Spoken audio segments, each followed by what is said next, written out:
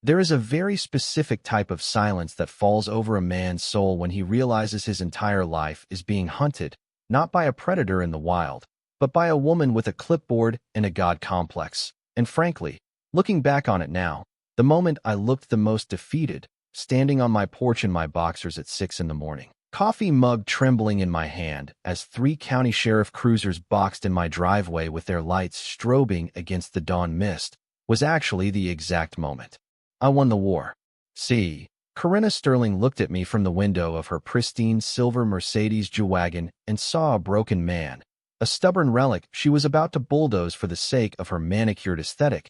But what she didn't realize, what she couldn't possibly comprehend behind those designer sunglasses, was that I wasn't trembling from fear. I was vibrating with the absolute cold precision of a retired combat engineer who had just finished setting the final charge on a demolition that was about to blow her entire world apart. She thought she was evicting a nuisance from her perfect little kingdom, but she didn't know that my 47 acres of Texas soil, land that has been in my bloodline since before her subdivision was even a sketch on a napkin, was never actually part of her homeowners association. And by the time she realized her mistake, she wouldn't just lose the battle, she would lose her freedom, her reputation, and that shiny German SUV she loved more than her own soul. Let me rewind the tape a bit so you can understand the geography of this nightmare. My name is Caleb Vance. I'm 42, and after 2 decades building bridges and blowing up obstacles for Uncle Sam in the Army Corps of Engineers, all I wanted was to decompose quietly on the land my grandpa Silas bought back in '52. This isn't one of those cookie-cutter lots where you can hear your neighbor sneeze. This is Ironwood Ranch, 47 acres of rolling hills, ancient oak trees that twist toward the sky like old men praying, and limestone fencing that my grandfather stacked by hand, stone by heavy stone, creating a sanctuary where the only noise was the wind in the cedar and the distant lowing of cattle. I had just come out of a divorce that felt like walking through a minefield blindfolded, and I was finally finding my rhythm again, running a small land-clearing business called Vance Excavation, just me and my machinery. Honest work that left dirt under your fingernails and peace in your heart. And then, like a storm front moving in against the wind, came Corinna Sterling, a 58-year-old transplant from the West Coast with hair sprayed into a helmet of blonde defiance and a belief system that centered entirely on control. She was the president of the Oakwood Estates HOA, a sprawling development of beige McMansions that had crept up to my property line about a decade ago, like a slow-moving fungus. She had been running Oakwood Estates like a personal fiefdom for 8 years, unopposed because most people would rather drink battery acid than argue with her. But she needed a new conquest, and she decided that my rustic, authentic, working ranch was an eyesore that was devaluing her artificial paradise. The first shot across the bow wasn't a conversation. It was a piece of heavy cardstock taped to my grandfather's hand-carved gate, violation of Article 4, Section 7. Unsightly industrial machinery, attached to a photo of my 1962 tractor, a beautiful beast of a machine that had plowed these fields when Corinna was still in diapers, accompanied by a fine of $150, escalating daily. I'm a reasonable guy, or at least I try to be, so I didn't load the shotgun. I picked up the phone, thinking this was just a clerical error, a misunderstanding between neighbors, but when I called the number listed for the compliance officer, Corinna picked up, and before I could even finish my sentence, she cut me off with a voice like shattering glass, telling me that we don't tolerate junkyards adjacent to our luxury community, and hanging up before I could explain that I wasn't adjacent. To her community, I was the community, historically speaking. A week later, citation number 2 hit my mailbox like a mortar round, this time for my horses, Rusty, Luna, and Comanche, 3 animals that are treated better than most humans, cited for unapproved livestock, with a fine jumping to $3,000, and a threat of legal action printed in bold, red font that felt less like a warning and more like a declaration of war. I sat on my porch that night, listening to the crickets, looking at the citation, and feeling that old, cold feeling settling in my gut, the one you get when you realize diplomacy has failed and it's time to secure the perimeter. She was targeting my livelihood, my heritage, and my peace. But the fatal flaw in her strategy was assuming that because I lived a quiet life, I was a simple man. She didn't know about the engineering degree, the tactical training, or the fact that I had spent 20 years solving impossible problems for the U.S. government. Citation 3 was for my barn, a structure that had withstood tornadoes that leveled newer houses, and citation 4 was for my modest business sign. But by then I noticed the pattern. That silver Mercedes would creep past my fence line at dawn and dusk, slowing to a crawl, the window rolling down just enough for a camera lens to poke out like a sniper's rifle. One morning, I actually caught her standing on the shoulder of the road, measuring my fence height with a laser rangefinder, wearing hiking boots that had clearly never seen mud. And that was the moment I decided to stop reacting and start investigating. So I drove down to the county clerk's office and pulled the archives, blowing dust off maps that hadn't seen daylight in decades.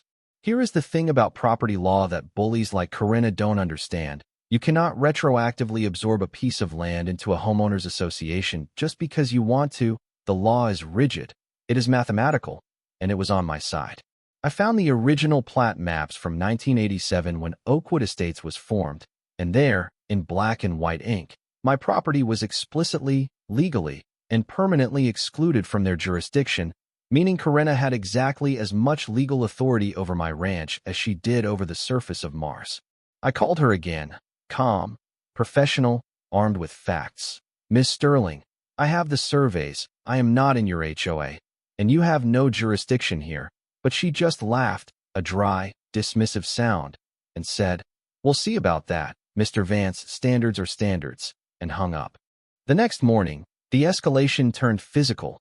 I walked out to feed the horses and found a line of orange survey stakes driven into my soil, cutting a jagged line that claimed 5 acres of my pasture for the HOA, accompanied by neon spray paint on my century-old oaks, defacing nature to satisfy her ego.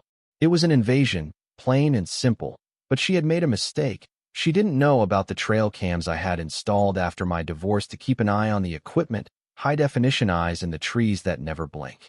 I pulled the footage and there she was, at 5:47 a.m., trespassing on my land with a hammer and a bag of plastic stakes, playing God with property lines.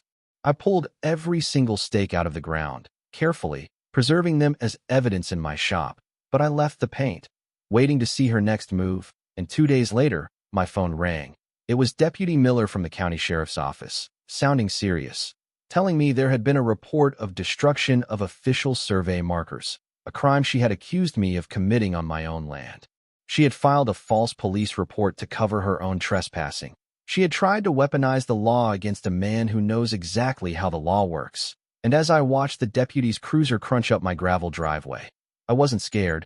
I was ready to give Corinna Sterling her first lesson in the difference between perceived power and actual authority. Deputy Miller stepped out, hand resting near his belt, looking like a man who just wanted to get through his shift, and said, "Mr. Vance, we need to talk about these survey markers." And I just smiled, handed him a manila folder thick with documents, and said, "Deputy, before you arrest me, I think you should watch a movie I made." And I pulled up the footage on my phone. We stood there in the dust, watching the president of Oakwood Estates commit criminal trespass and vandalism on a loop, and I watched the deputy's face shift from suspicion to that weary realization that he was being used as a pawn in a suburban Game of Thrones. "These aren't official stakes," he said, holding one of the plastic markers I had saved. "These are from the hardware store, and if she placed them here without a licensed surveyor, she's the one breaking the law." He looked at me, then at the camera footage, then back at me. "Filing a false report is a misdemeanor, Mr. Vance. Looks like you're the victim here."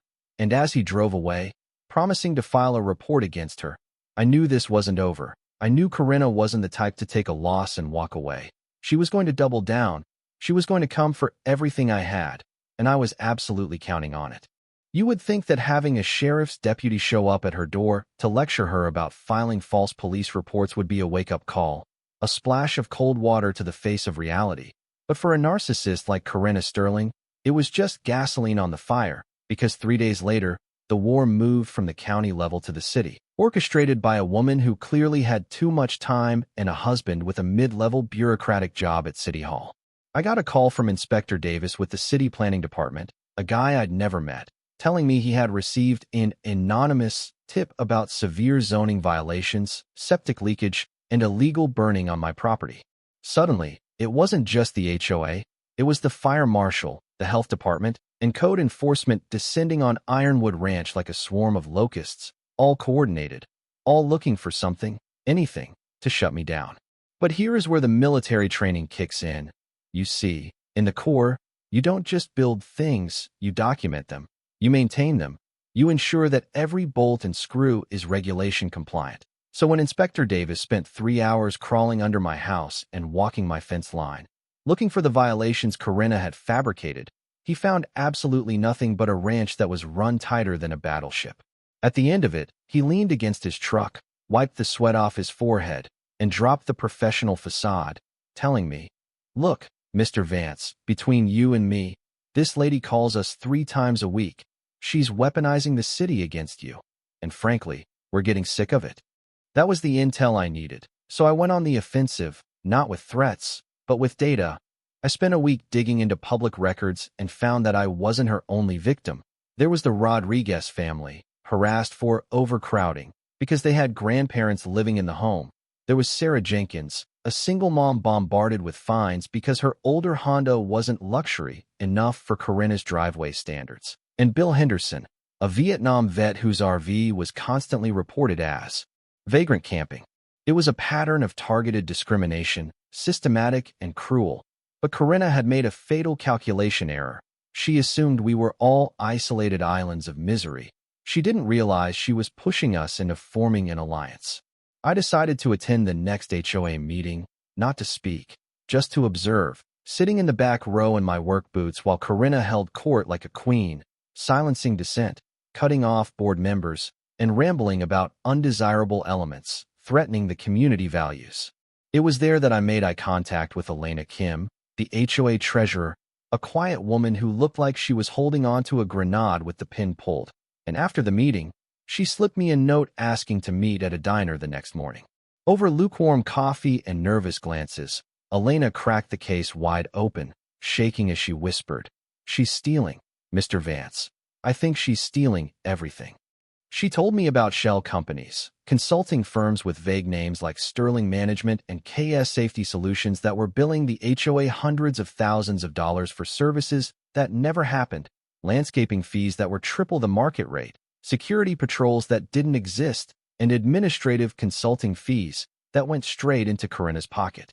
I realized then that this wasn't just about a power-tripping neighbor. This was a 6-figure embezzlement scheme, a felony in progress, and Corinna was trying to drive me out because she was terrified I would look too closely at the books. I called in reinforcements, my old Army buddy Marcus, now a civil rights attorney in Austin who specializes in taking down corrupt institutions, and my nephew Leo, a cybersecurity wizard who could find a needle in a digital haystack. We built a war room in my kitchen, connecting the dots, pulling the financial records, which are public in Texas, by the way, and proving that every single fraudulent check was going to companies registered to Corinna's home address. We had her on embezzlement, fraud, and thanks to her targeting of minorities and veterans, we were looking at federal civil rights violations under the RICO Act if we could prove it was an ongoing criminal enterprise. But Corinna, sensing the walls closing in, decided to go nuclear, and one night at 3 a.m., I woke up to the sound of metal screaming against metal, a visceral, grinding noise coming from my workshop.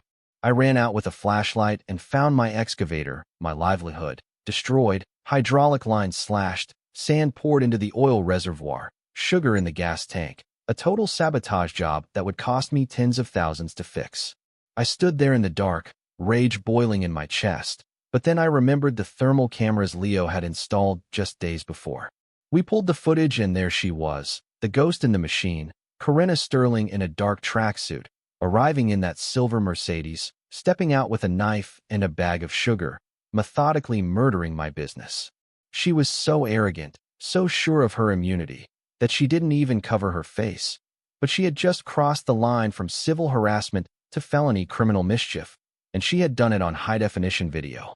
I could have had her arrested right then. The evidence was undeniable. But Marcus stopped me, putting a hand on my shoulder and saying, "Jake, if we arrest her now, she gets a slap on the wrist and pays a fine. We need to let her finish digging the hole. We need to catch her trying to destroy the entire community so she goes away forever." So we waited. We watched as she called an emergency board meeting to grant herself special powers to place liens on non-compliant properties, specifically mine. She was planning to use the HOA to steal my land through fraudulent foreclosure, creating a paper trail of extortion that would seal her fate.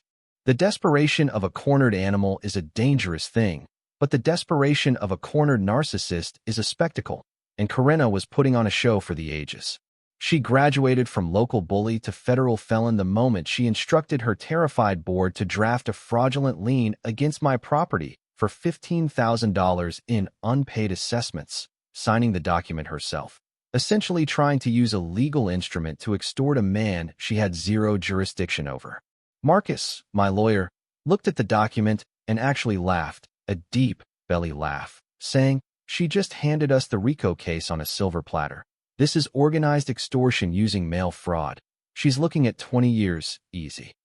But the final nail, the moment that turned this from a legal battle into a personal crusade, happened when my daughter, Sophie, called me from her dorm room at UT Austin, crying hysterically because someone claiming to be a federal investigator had called her, threatening that her father was about to be arrested for environmental terrorism and that she needed to provide her location. Leo traced the call in about 10 minutes. It came directly from Corinna's landline. She hadn't even bothered to spoof the number. That was it. The gloves didn't just come off. They were incinerated. I called Deputy Miller and told him, "We're done waiting. She's impersonating officers and threatening my kid. It ends tonight." The annual HOA meeting was the stage we chose for the execution, not a literal one, but a social and legal dismantling that would be talked about for decades. We rallied the troops, Sarah, the Rodriguez family, Bill, and hundreds of other residents who had been quietly terrorized for years packed the community center, the air thick with the smell of stale coffee and revolution. Corinna strutted in wearing a white power suit, clutching her binder of lies, expecting a coronation, having no idea she was walking into an ambush. She started her speech about security threats and taking back our neighborhood, her voice shrill and confident, until Elena Kim stood up, interrupting her mid-sentence, ignoring Corinna's screeching demands for order, and projected the financial spreadsheets onto the big screen behind the podium. The room went dead silent as rows of numbers appeared, $180,000 in payments to Corinna's shell companies, stolen directly from the neighbors' pockets. You could hear the gasp, the collective realization that the woman policing their grass height was robbing them blind. Then I stood up, walking from the back of the room, and the silence turned into a murmur. "Ms. Sterling," I said, my voice steady, projecting without a microphone. "You have spent 6 months trying to destroy my life, my business, and my family. You have filed false reports, you have sabotaged my equipment, and you have stolen from every single person in this room." She started screaming, calling me a liar, calling for security, but that's when Deputy Miller stepped out from the hallway, flanked by 2 other officers, holding a warrant that was thick enough to be a novel. "Corinna Sterling," the deputy said, his voice cutting through her hysteria, "you are under arrest for grand larceny, criminal mischief, impersonating a peace officer, and engaging in organized criminal activity." The moment the handcuffs clicked around her wrists was the most cinematic silence I have ever heard, followed immediately by a thunderous, roaring standing ovation from the entire room. People were crying, clapping, hugging. It was the liberation of Oakwood Estates. As they walked her out, she looked at me with eyes full of venom and hissed, "You ruined everything." And I just looked her dead in the eye and said, "No, Corinna, I just turned on the lights." 6 months later, the judge hammered her with a 4-year prison sentence and ordered her to pay over $500,000 in restitution, triggering the sale of her beloved silver Mercedes and her house to pay back the community. But the real ending isn't about her. It's about what grew out of the ashes. Elena Kim is the new president, running a transparent board, and I used a chunk of the settlement money to build the Ironwood Community Workshop on my land. It's a place where I teach the neighborhood kids how to weld, how to fix engines, how to build things with their hands, turning the eyesore property into the heart of the community. Sarah Jenkins and I actually started dating during the investigation. Turns out trauma bonding is real, and we got married right here on the ranch last spring, proving that sometimes the worst storms bring the best rain. So, I leave you with this question. In a world full of petty tyrants and homeowners associations acting like shadow governments, At what point does a good neighbor have a moral obligation to stop being polite and start being a warrior? Because looking back at the peace I have now, listening to the hum of the workshop and the laughter of my neighbors, I realized that the only thing necessary for the triumph of evil is for good men to do nothing. But sometimes, all it takes to stop it is one stubborn rancher who refuses to move.